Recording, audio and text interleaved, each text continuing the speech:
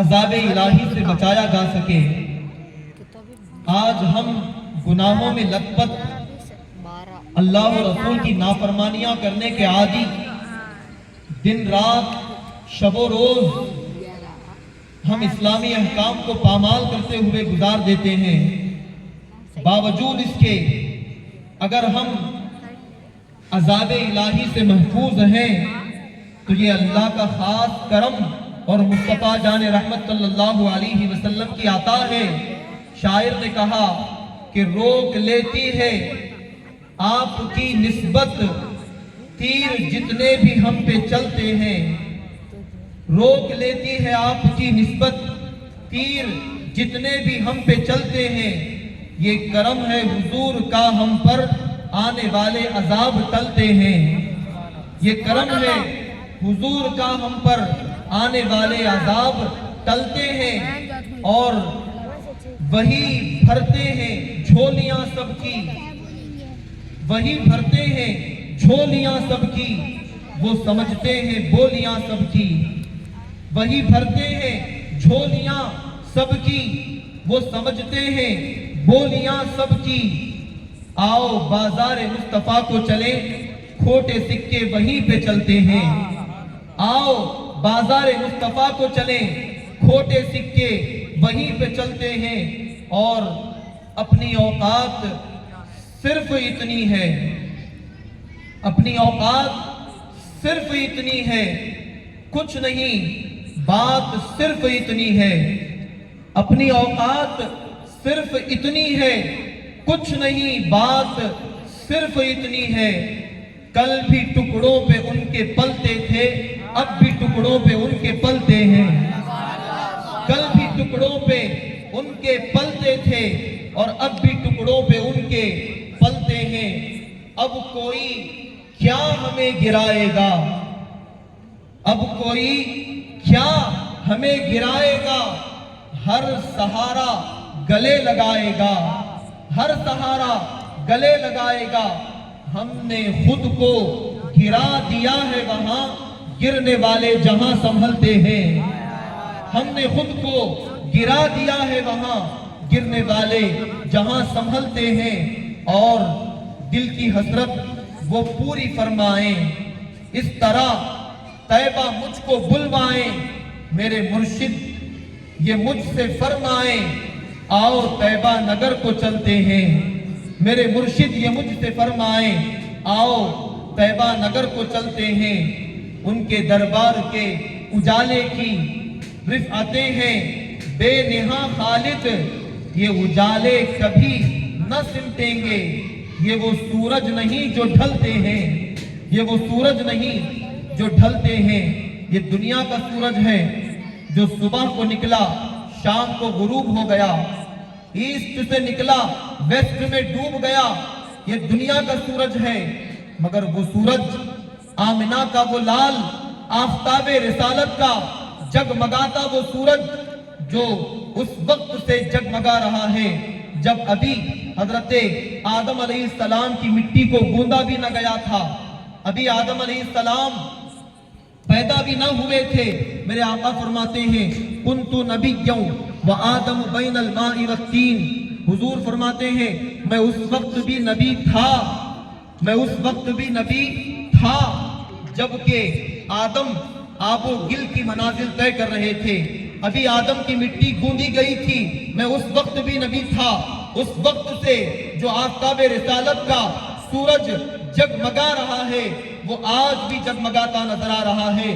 فرق اتنا ہے کہ اس دور میں میرے آقا کا آفتاب رسالت کا نور اللہ کے حکم سے جنت میں جلوہ فرما تھا، جب وقت آیا تو اللہ کے حکم سے آمنہ کے شکم میں آ گیا، رفتہ رفتہ دنیا میں تشریف لائے، میرے آقا کی تشریف آوری سے ساری کائنات روشن ہو گئی، سارا جہاں منور ہو گیا۔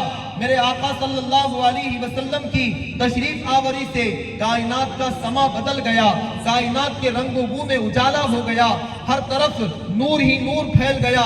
میرے آقا زمین کے اوپر رہے، مکہ کو مشرف فرمایا، مدینہ کی جانب ہجرت فرمائی، وقت گزرتا گیا، میرے آقا کا وصال ظاہری ہو گیا اور میرے آقا صلی اللہ علیہ وسلم زمین کے اوپر سے زمین کے اندر تشریف لے گئے، لیکن فرق کچھ بھی نہ آیا۔ میرے آقا خود فرماتے ہیں حیاتی خیر لکم و مماتی خیر لکم، اے میرے امتیوں، میرا زمین کے اوپر رہنا بھی تمہارے لیے فائدہ مند ہے اور میرا زمین کے اندر جانا بھی تمہارے لیے فائدہ مند ہے۔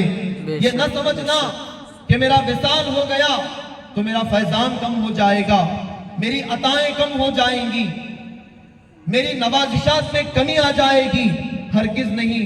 میرے آقا جب زمین کے اوپر رہے تو نوازتے رہے، ابو بکر کو نوازا تو صداقت کا تاجدار بنا دیا، صدیق اکبر بنا دیا، عمر کو نوازا فاروق اعظم بنا دیا، عدالت کا شہسوار بنا دیا، عثمان کو نوازا سخاوت کا پیکر بنا دیا، علی کے مرتضیٰ کو نوازا حیدر کرار فاتح خیبر بنا دیا، ابو ہریرہ کو نوازا رئیس المحدثین بنا دیا، عبداللہ ابن عباس کو نوازا رئیس المفسرین بنا دیا۔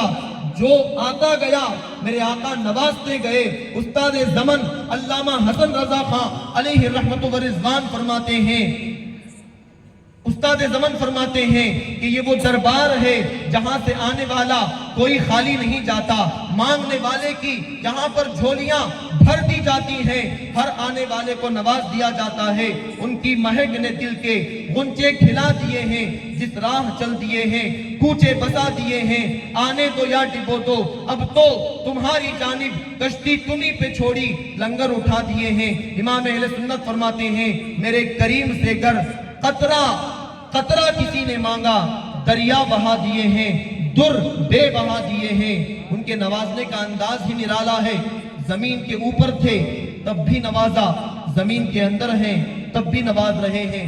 عزیزان محترم، نوازنے کی بات آئی ہے، اللہ اکبر، ابھی وقت گزرا 13 رجب المرجب، مولا کائنات شیر خدا داماد مصطفیٰ حیدر کرار فاتح خیبر علی بن المرتضیٰ رضی اللہ تبارک و تعالی عنہ کا ولادت کا دن گزرا 13 رجب المرجب۔ مولا کائنات دنیا میں تشریف لائے۔ یہ وہ مولا کائنات ہیں کہ اللہ اکبر، جن کی فضیلتیں احادیث کریمہ میں اتنی وارد ہوئی ہیں کہ جتنی فضائل، جتنے کمالات حدیثوں میں مولا کائنات کے بیان کیے گئے، کسی اور صحابی کے بیان نہیں کیے گئے۔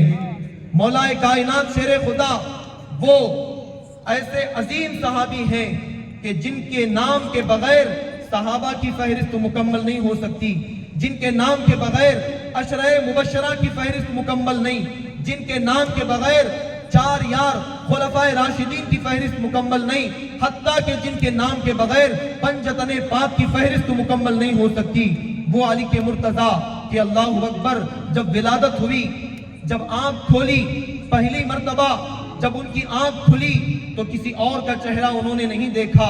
حضرت علی کے مرتضیٰ کی ولادت ہوئی، میرے آقا کو بتایا گیا کہ مولا کائنات کی ولادت ہوئی ہے۔ آپ کے چچا ابو طالب کے گھر میں ایک شہزادے کی، نورانی چہرے والے شہزادے کی ولادت ہوئی ہے، تو میرے آقا تشریف لے گئے، حضور تشریف لے گئے۔ حضرت علی کے مرتضیٰ ابھی آنکھ نہیں کھولے تھے، آنکھیں بند تھیں، ولادت ہو گئی، بچہ پیدا ہونے کے بعد کچھ لمحات کے بعد آنکھیں کھول دیتا ہے۔ حضرت علی ہیں کہ پیدا ہوئے آنکھ نہیں کھولتے، زبان حال سے کسی نے پوچھا کہ کیا بات ہے بیٹا، آنکھیں کیوں نہیں کھولتے، آخر کیا وجہ ہے، آنکھیں بند رکھنے کی وجہ کیا ہے؟ تو اس ننھے سے بچے نے زبان حال سے جواب دیا ہوگا، مولا کائنات شیر خدا نے زبان حال سے کہا ہوگا، آنکھیں اس لیے نہیں کھولتا کہ جب میں آنکھیں کھولوں تو میرا یہ خیال ہے کہ پہلا جلوہ جس کا دیکھوں گا وہ جلوہ مصطفیٰ کو دیکھوں گا، دیدار رسول پہلا دیدار کروں گا، اس لیے آنکھیں نہیں کھولتا۔ میرے آقا تشریف لائے، حضور نے بچے کو گود میں لیا، حضور نے بچے کو گود میں لیا تو دیکھا، جیسے ہی گود میں لیا، ننھے سے بچے نے آنکھیں کھولی، پہلا دیدار علی کے مرتضیٰ کو جو نصیب ہوا وہ مصطفیٰ جان رحمت کے چہرے کا دیدار نصیب ہوا۔ حضور کا مبارک چہرہ، چہرہ والضحیٰ دیکھ لیا۔ اب میرے آقا نے اپنا مقدس لعاب اپنا مبارک لعاب اپنے منہ سے نکالا اور مولا کائنات شیر خدا کے منہ میں لگا دیا۔ کتنا خوش نصیب یہ بچہ ہے، اس کی رفعتوں کا کیا عالم، اس کی عظمتوں کے کیا کہنے، اس کی شان کا کون اندازہ کر سکتا ہے، جس کی آنکھیں کھلی تو پہلا دیدار رسول کا ہوا، اور جب پیٹ میں غذا گئی تو پہلی غذا لعاب دہن مصطفیٰ اس کے پیٹ میں گئی ہے، وہ علی کے مرتضیٰ۔ اللہ اکبر۔ اعلان فرماتے ہیں حضرت علی، ایک زمانے کے بعد اعلان کرتے ہیں کہ جب میں گھوڑے کے پہلے گھوڑے کی ایک رکاب پر قدم رکھتا ہوں، گھوڑے کی ایک جانب قدم رکھتا ہوں تو بیٹھنے کے لیے دوسری جانب قدم رکھنے تک اس وقت کے درمیان میں ایک مرتبہ مکمل قرآن پاک ختم کر لیتا ہوں۔ ایک مرتبہ قرآن پاک، آپ خود اندازہ کرو، ایک مرتبہ قرآن پاک پڑھنے میں مجھے، آپ کو یا کسی گنتقل کے کسی حافظ قرآن کو کتنا وقت لگے گا؟ اگر صحیح مخارج و صفات کے ساتھ تمام حروف کی ادائیگی، غنہ، اخفا، مدہ بالتجوید اگر قرآن پاک ختم کیا جائے، ایک مرتبہ قرآن پاک پڑھنے کے لیے لگ بھگ 10، 12 یا 15 گھنٹے کا وقت لگ جاتا ہے۔ 15 گھنٹے کا وقت ہمیں اور آپ کو لگ جاتا ہے، لیکن قربان جاؤ شیر خدا پر، کیا فرماتے ہیں؟ گھوڑے کی ایک جانب پیر رکھوں، دوسری جانب پیر رکھنے سے پہلے ایک مرتبہ قرآن پاک ختم کر لیتا ہوں۔ اللہ اکبر۔ آخر یہ کیسے ممکن ہے؟ یہ کیسے ممکن ہے؟ حضرت علی کی شان، ان کا مقام کما حقہ میں بیان نہیں کر سکتا، اور یہ میرا عنوان بھی نہیں ہے، لیکن بات آئی ہے مولا کائنات کی تو بات یہیں سے چلے گی۔ ذکر علی ادھورا نہیں چھوڑا جا سکتا۔ جس ذکر کے بارے میں میرے آقا نے فرمایا ذکر علی کن عبادہ، حضور فرماتے ہیں میرے علی کا ذکر کرنا بھی عبادت ہے، میرے علی کا ذکر کرنا عبادت ہے۔ اور حضور نے فرمایا النظر الی وجہ علی کن عبادت، حضور فرماتے ہیں میرے علی کے چہرے کا دیدار کرنا بھی عبادت ہے۔ علی کا چہرہ دیکھنا عبادت، علی کا نام لینا عبادت، علی کا ذکر کرنا عبادت۔ وہ علی فرماتے ہیں قرآن ختم کر لیتا ہوں، گھوڑے کی رکاب، ایک رکاب میں پیر رکھنے کے بعد دوسرے رکاب میں پیر جانے سے پہلے میرا قرآن ختم ہو جاتا ہے۔ شواہد النبوہ کی یہ روایت ہے، موجود ہے یہ کتاب کے اندر۔ آخر یہ کس طرح ہو گیا؟ تو عزیزان محترم، آئیے سمجھتے ہیں یہ کیسے ممکن ہے۔ علماء کرام، سادات کرام کا نورانی قافلہ بھی یہاں موجود ہے۔ علماء نے فرمایا کہ جب اللہ تبارک و تعالی چاہتا ہے، جب خدا چاہتا ہے تو اپنے محبوب بندوں کے لیے، ولیوں اور نبیوں کے لیے جب اللہ چاہتا ہے تو زمانے کو سمیٹ دیتا ہے۔ طی زمان کہتے ہیں، زمانے کو سمیٹ دینا۔ ایک طی مکان ہوتا ہے، جگہ کو سمیٹ دینا، وقت کو سمیٹ دینا، یعنی کئی گھنٹوں یا کئی دنوں یا کئی ہفتوں میں ہونے والا کام چند سیکنڈوں میں، چند منٹوں میں ہو جائے گا، اس کو طی زمان کہتے ہیں۔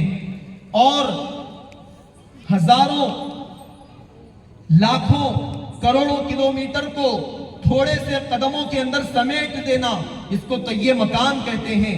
جب اللہ چاہتا ہے تو اپنے محبوب بندوں کے لیے وقت کو سمیٹ دیتا ہے، زمانے کو سمیٹ دیتا ہے، اور جب اللہ چاہتا ہے تو اپنے محبوبوں کے لیے جگہ کو بھی سمیٹ دیتا ہے۔ مولا کائنات شیر خدا علی کے مرتضیٰ رضی اللہ تعالیٰ عنہ کا یہ فرمان کہ گھوڑے کی ایک جانب پیر رکھ کر دوسری جانب پیر رکھنے سے پہلے قرآن کو ختم کر لیتا ہوں، تو اس کا واضح اور کھلا مفہوم یہ ہے کہ اللہ تبارک و تعالی اپنے اس بندہ خاص شیر خدا علی کے مرتضیٰ کے لیے وقت کو سمیٹ دیتا ہے۔ حقیقت میں وہ وقت لمبا ہوتا ہے، لیکن اللہ ان کے لیے وقت کو اتنا سمیٹ دیتا ہے کہ وہ لمبے وقت میں قرآن کو ختم کر لیتے ہیں، اور دنیا والوں کو لگتا ہے کہ ابھی پیر ادھر رکھا، ادھر پیر رکھنے سے پہلے قرآن پاک کو ختم کر لیا ہے۔ یہ دنیا والوں کو لگتا ہے، لیکن اللہ نے ان کے لیے وقت کو طویل کر دیا، اللہ نے ان کو وقت کو بڑھا دیا، اور اس بڑے وقت میں انہوں نے قرآن کو ختم کر لیا، اور قدم بڑھانے سے پہلے دنیا والوں کے لیے قرآن پاک کا ختم ہو گیا۔ عزیزان محترم، آپ جانتے ہیں اللہ تبارک و تعالی اپنے محبوبوں کے لیے جگہ کو سمیٹ دیتا ہے، مکان طیب مکان اللہ تعالی ہزاروں لاکھوں کلومیٹر کی دوری کو چھوٹا کر دیتا ہے، جگہ کو سمیٹ دیتا ہے۔ اس کی مثال حضرت سیدنا سلیمان علیہ نبینا علیہ السلام کے زمانے میں حضرت سلیمان نے یہ اعلان فرمایا، دربار سلیمانی لگا ہوا ہے، اللہ کے نبی حضرت سلیمان علیہ السلام جن کی حکومت ہواؤں پر بھی چلتی ہے، جن کی حکومت انسانوں پر اور ان کی حکومت جنوں پر چلتی ہے، حضرت سلیمان کا دربار شاہی لگا ہوا ہے۔ سلیمان علیہ السلام اعلان کرتے ہیں کہ کون ہے ایکم یأتینی بعرشہا قبل ان یأتونی مسلمین۔ اللہ کے نبی نے اعلان کیا کہ کون ہے جو تخت بلقیس کو اٹھا کر کے میرے دربار میں لائے، کون ہے جو تخت بلقیس کو اٹھا کر کے میرے دربار میں لائے قبل ان یأتونی مسلمین، اس سے پہلے کہ بلقیس اور اس کے لوگ میرے پاس آ جائیں، اس سے پہلے تخت بلقیس مجھے چاہیے، میرے دربار میں چاہیے۔ عزیزان محترم،